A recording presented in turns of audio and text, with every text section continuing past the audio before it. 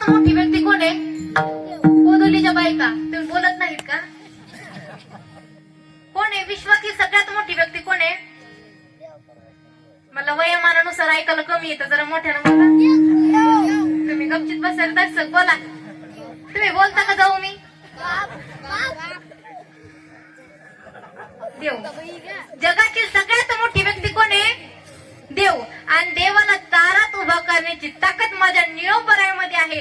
आणि तेच निळोपराय तुम्हाला सांगतात की बाबा कल्याण व्हावंच वाटतंय ना, शाश्वत सुखाची प्राप्ती. तेच निळोपराय तुम्हा मला मार्गदर्शन करतात की दादा तुम्हाला कल्याण व्हावंसं वाटतंय ना, तुम्हाला सुख प्राप्त करावंसं वाटतंय ना, मग पूर्वी साधू संत जो मार्ग दाखवून गेले त्या मार्गाचं अनुकरण केलं असता निश्चित तुमच्या जीवनामध्ये कल्याण होईल. अभंगाचं पहिलं मार्ग दाबून गेले आधी, मार्ग दाबून गेले आधी, मार्ग दाबून गेले आधी, मार्ग दाबून गेले आधी.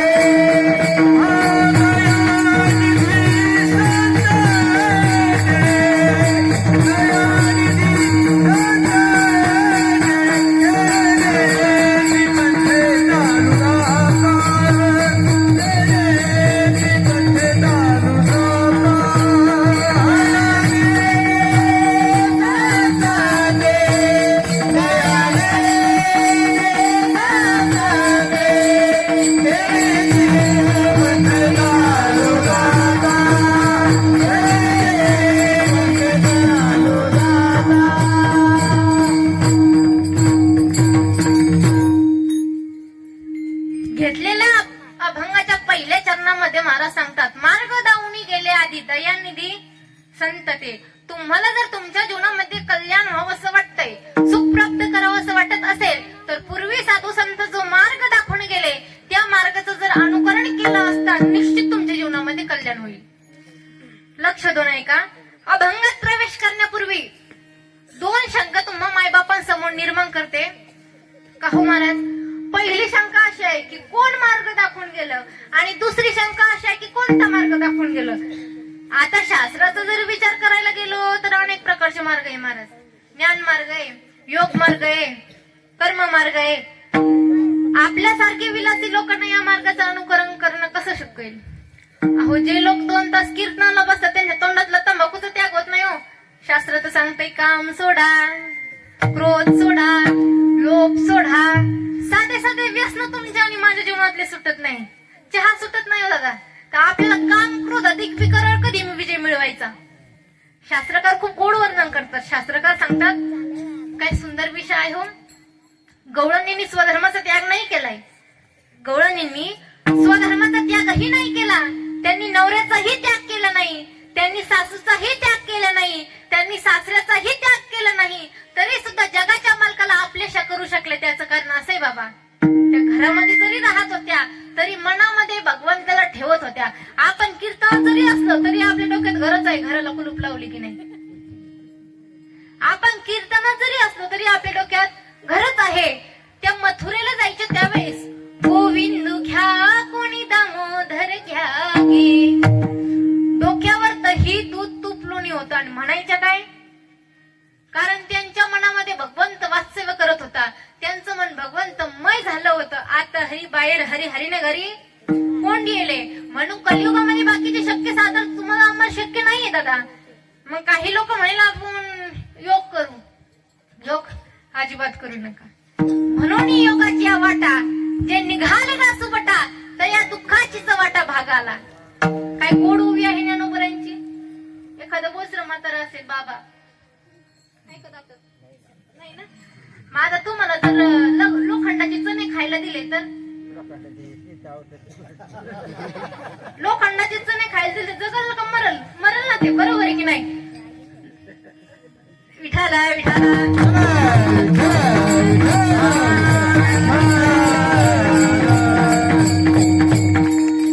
अशा बोसऱ्या म्हातारा लोखंडाचे चणे खायला दिले ते जगल का?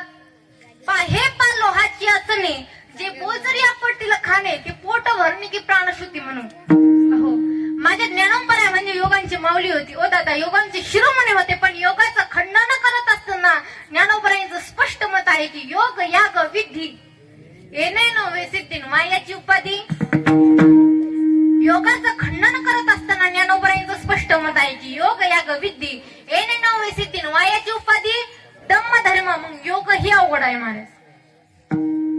मग काही लोक म्हणेल आम्ही ज्ञान संपादन करू, शक्य नाही बरं ज्ञान संपादन करणं. आता ही आमची गोड पखवाजवादक मंडळी आहे, गायक वादक मंडळी आहे. तुमच्या परिसरातील म्हातारे कोतारे म्हणतील आपण ही पखवाज वाजू, शक्य नाही होत. तरुण पण त्याला प्रॅक्टिसच करावी लागते महाराज. इंद्रायणीच्या तीरावर महाराज भर हिवाळ्याच्या दिवसात टप टप टप टप घाम गेला पाहिजे, तेव्हा कुठं देवी देतो महाराज. खरं सांगू का, उपकार आहे माझ्या ज्ञानोबराय तुकोबरायांच्या आपल्यावरती. काही लोकांनी पखवाजाची प्रॅक्टिस करू करू करू खोडं विकले हो महाराज, नाही जमलं त्यांना. काही गायनाची प्रॅक्टिस करू करू करू करू पेट्या विकल्या, नाही जमलं त्यांना. मी तर सांगते उपकार आहे माझ्या ज्ञानोबराय तुकोबरायांचे. आपण जे 2-4 गोष्टी कीर्तनामध्ये बोलतो, जे 2-4 बोल वाजवतो, जे 2-4 चाली म्हणतो, हा खरं सांगू का, हा माझ्या ज्ञानोबराय तुकोबरायांनी दिलेला आशीर्वादच आहे, प्रसादच आहे. खूप उपकार आहे आपल्यावरती त्यांचे. विठाला विठाला.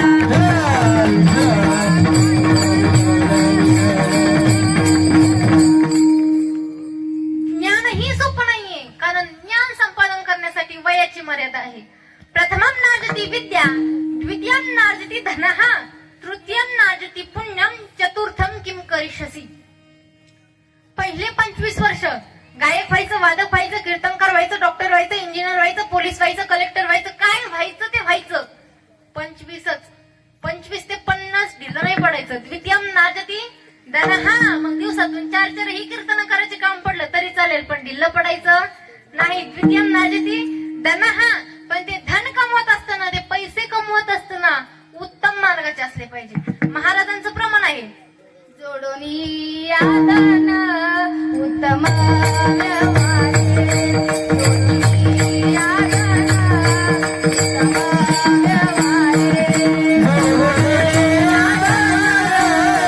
उत्तम व्यवहारे,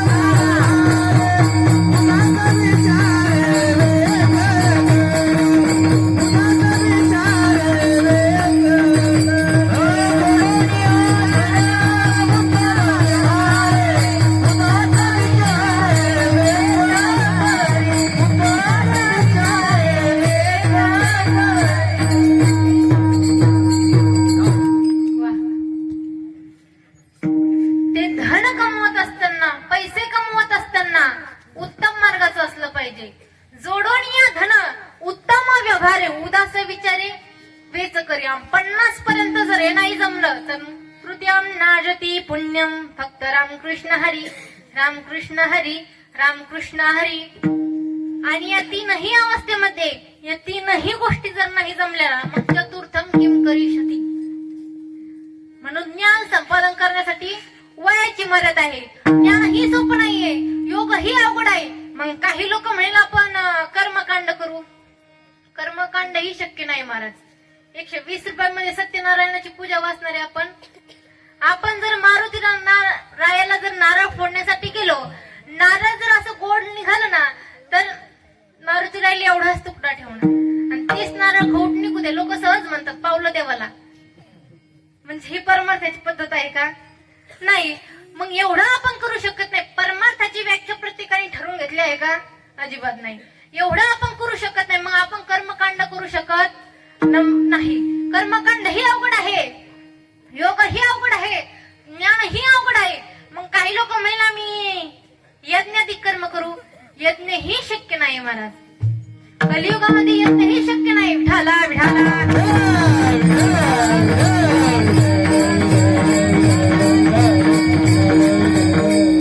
यज्ञ ही शक्य नाही. कारण त्या काळामध्ये पाचवी पांडवांनी यज्ञ केला होता त्यावेळेस तुपाची धार कशी होती माहितीये का? हत्तीच्या सोंडीसारखी. आता तूप म्हणलं की महाराज लोकांना चुप व्हावं लागतं. तूप पाहायला भेटत नाही हो. आपल्या कुण्या गोष्टी नाही शक्य होत. आपण यज्ञ करू शकत नाही. या गोष्टी आपल्याकडून नाही शक्य होत. मग कलियुगामध्ये भागवतामध्ये राजा परीक्षितीला सांगतात, यत्फलम नास्ति तपसाने योगेन समाधीना हा तत्फलम लभ्यते सम्यकलोद हरि कीर्तनाद. मग या कीर्तना मग या कलियुगामध्ये काय शक्य आहे? चिंतन कलियुगा माझे करावे कीर्तन.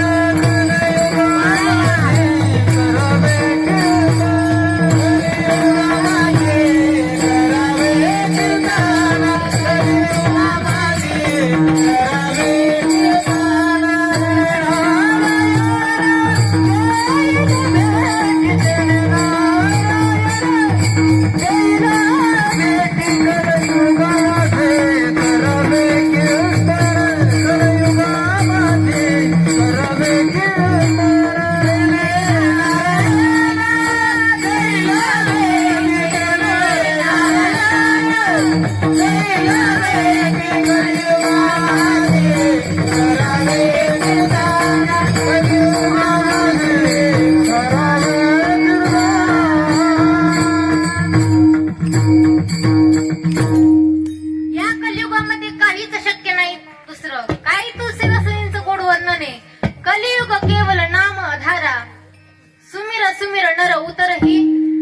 कलियुगामध्ये काहीच शक्य नाही. पहिलं प्रमाण भागवतातलं दिलं, दुसरं प्रमाण मी तुळशीदासच दिलं आणि तिसरं प्रमाण आत्ताच महाराजांनी दिलंय. कलियुगा माझी करावी कीर्तन त्याने नारायणा देईल भेटी.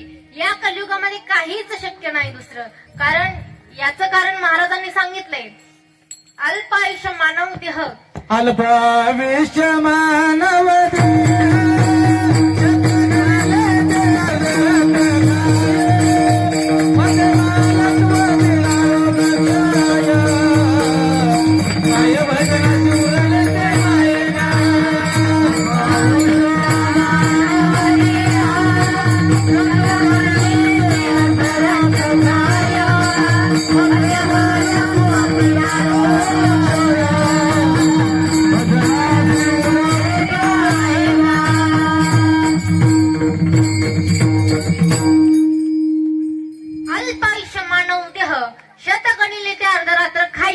मध्य बालक तो पिढा रोग क्षय काय भजनाचे उरले ते पाहेगा.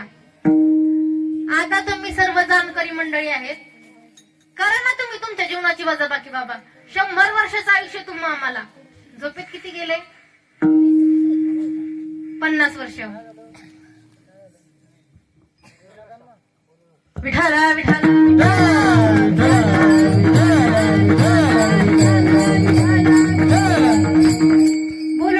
विक्षेप होतो का बरं का? कारण की एकदा लिंक लागलेली असते, परत विक्षेप होतो. काही बोलल्यानं बोलू नका, शांत बसा. 100 वर्षाचं आयुष्य तुम्हा आम्हाला झोपेमध्ये किती गेले? 50 वर्ष गेले. 10 बालपणामध्ये गेले. खाली किती राहिले? 20 वर्ष शिक्षणामध्ये गेले. खाली किती राहिले? शिक्षण झालं, नोकरी लागली की 5 वर्ष पुरी पाण्यातच जातात. ही पसंत येते ती नाही, ती पसंत येता ही नाही. मग फक्त 3-5 वर्ष तुमच्याकडे. मग मला सांगा, या 3-5 वर्षामध्ये तुम्ही काय काय करणार? गाडी घेणार, बंगला बांधणार, का पैसा, का निवडणुकीला उभं राहणार? काहीच नाही महाराज. मग महाराजांचा प्रश्न काय? भजनाचे उरले ते आहे का?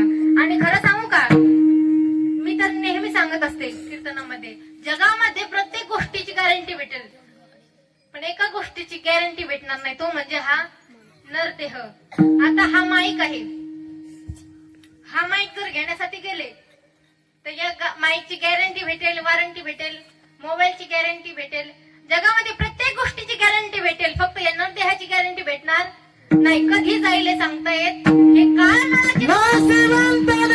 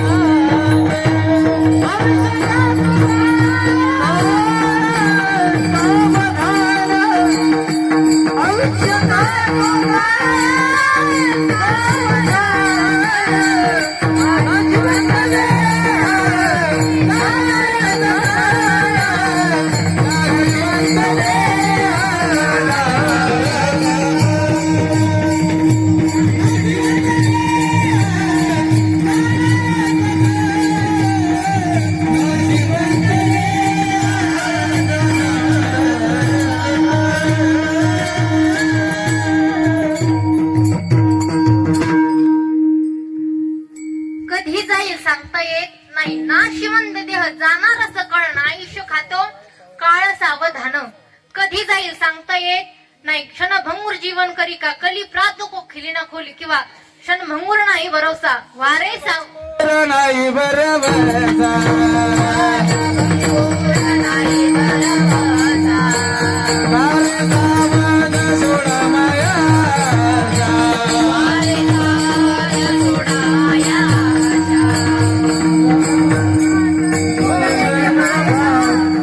काही न सोडला पडला भासा, हुशार कराये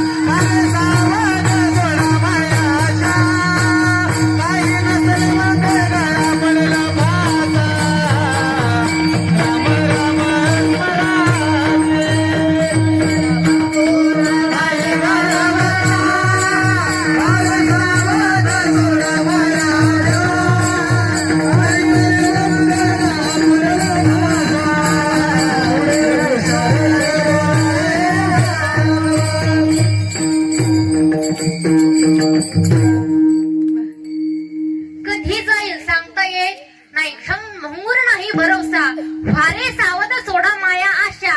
काही न चलले कळा मग पडेल फासा, पुढे हुशार थोर आहे ओळ सागा. राम राम स्मरा आधी, बाकीचे काम नंतर करायचे, पण आधी राम राम स्मरा. कधी जाईल सांगता येत नाही. म्हणून कलियुगामध्ये बाकीचे साधन तुम्हाला शक्य नाहीये. मग क्षणभंगुर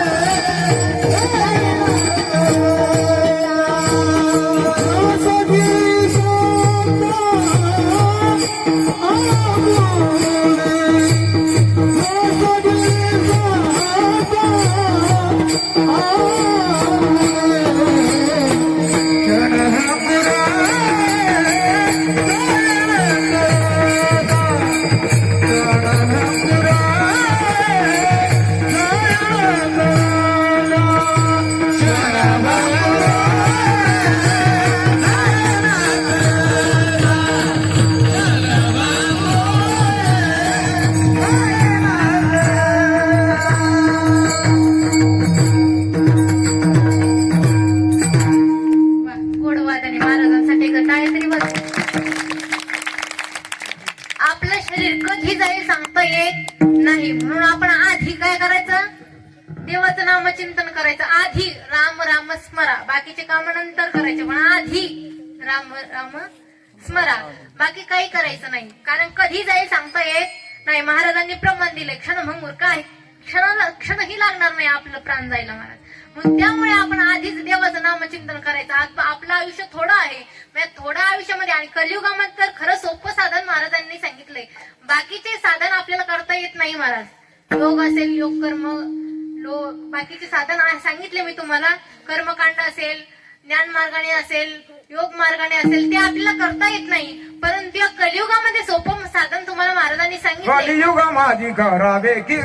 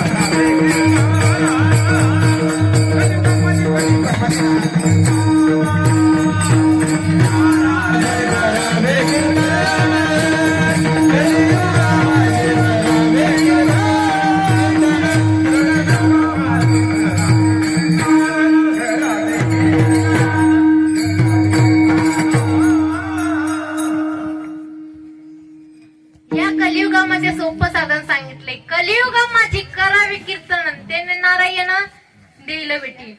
म्हणून कलियुगामध्ये सोपं साधन आहे फक्त भगवंताचं नामचिंतन करायचं. आणि तुम्हा मला जो मार्ग दाखविलाय, मी तुम्हाला पहिल्यांदा प्रश्न केला होता महाराजांना, कोणता मार्ग दाखवला, कोणता मार्ग आहे आणि कुणी दाखवला. तर जो मार्ग दाखविला त्या मार्गाचं नाव आहे भक्ती मार्ग. कोणता?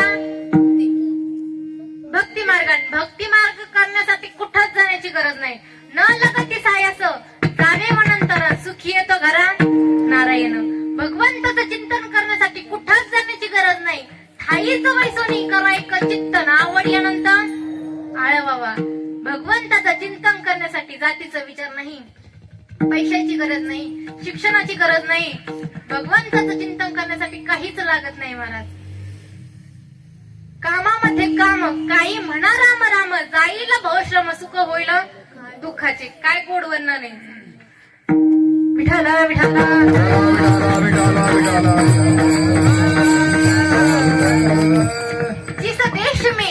जिस वेश में पर वेश में रहो, राधा रमण कहो.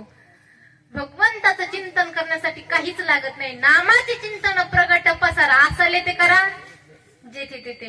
भगवंताचं चिंतन करण्यासाठी काहीच लागत नाही. अजून किती प्रमाण द्यायचे. न लगे दंडन मुंडन, न लगे पंचाग्नी साधन. भगवंताचं चिंतन करण्यासाठी कुठंच जाण्याची गरज नाही. म्हणून तुम्हा मला जो मार्ग दाखविला त्या मार्गाचं नाव आहे चांगलंय भक्ती मार्ग. भक्ती मार्ग जाण्यासाठी कुठंच जाण्याची गरज नाही. दाखविला भक्ती मार्ग, पण दाखविला कोणी? निवृत्ती ज्ञान देव सोपान, मुक्ताबाई एकनाथ नाम देव तुकाराम. निवृत्ती ज्ञान देव सोपान, मुक्ताबाई एकनाथ नाम देव तुकाराम. निवृत्ती ज्ञान देव सोपान, मुक्ताबाई एकनाथ नाम देव तुकाराम. निवृत्ती ज्ञान देव सोपान, मुक्ताबाई एकनाथ नाम देव तुकाराम.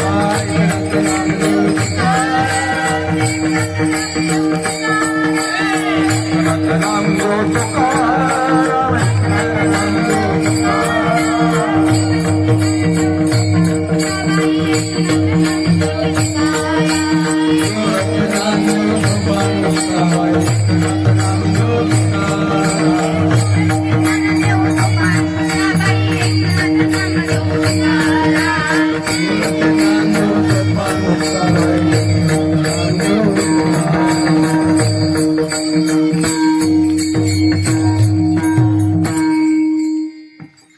संतांनी जो मार्ग दाखविला त्या मार्गाचं नाव आहे भक्ती मार्ग. दाखविला कोणी?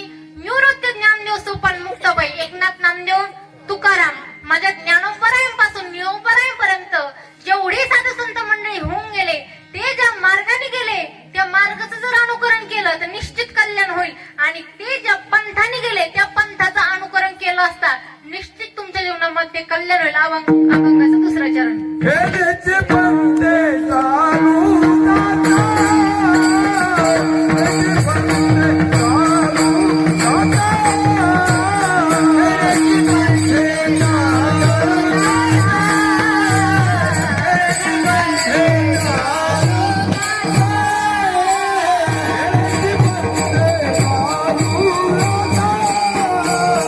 हेचे पंथे चालू जाता, हेचे पंथे चालू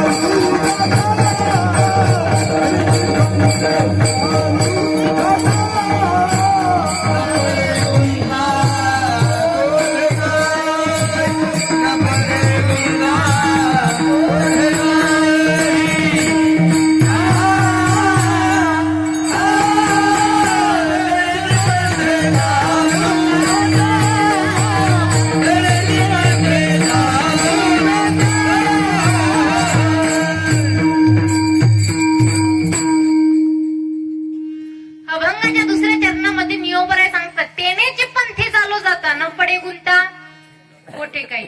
आता विठाला विठाला आता पहिला प्रश्न निर्माण होतो की आपण सर्व मंडळी कोणत्या पंथाचे? बरोबर आहे की नाही? आपल्याला माहिती पाहिजे आपण सर्व मंडळी कोणत्या पंथाचे. आपल्याला सर्व वारकरी पंथाचे मंडळी म्हणतात. बरोबर आहे की नाही? आपण कीर्तन भजन करणारे, वारी करणारे आपल्याला सर्व वारकरी पंथाचे म्हणतात. पण महाराष्ट्राच्या बाहेर आपल्याला काय म्हणतात माहिती का? आपण जे कीर्तन भजन करणारे लोक आहेत ते आपल्याला वैष्णवपंथी म्हणतात. काय म्हणतात? वैष्णवपंथी म्हणतात. मी तर स्वाभिमानाने सांगेन की मी वारकरी संप्रदायाची पाईक आहे. मी स्वाभिमानाने सांगेन की माझ्या वारकरी संप्रदायासारखा संप्रदाय या विश्वात पाहायला भेटला नाही. मग चांगल्या विचारवंतांनी मला प्रश्न केला होता, म्हणे ताई तिकडे नाही चाललं कीर्तन, इकडे चालू आहे. काय चालू होतं आपलं? कीर्तन. पण विषय काय होता?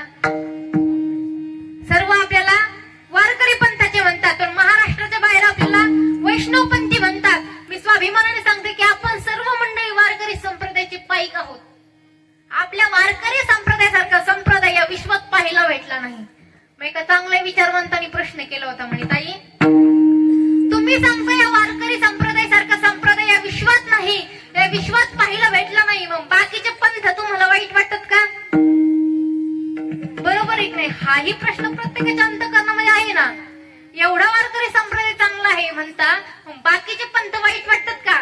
म्हटलं बाकीच्या पंथांविषयी बोलायला टाइमच कुठे. आमचं वारकरी संप्रदाय सांगता सांगता माझं जीवन जाईल. बरोबर आहे की नाही? का वारकरी संप्रदाय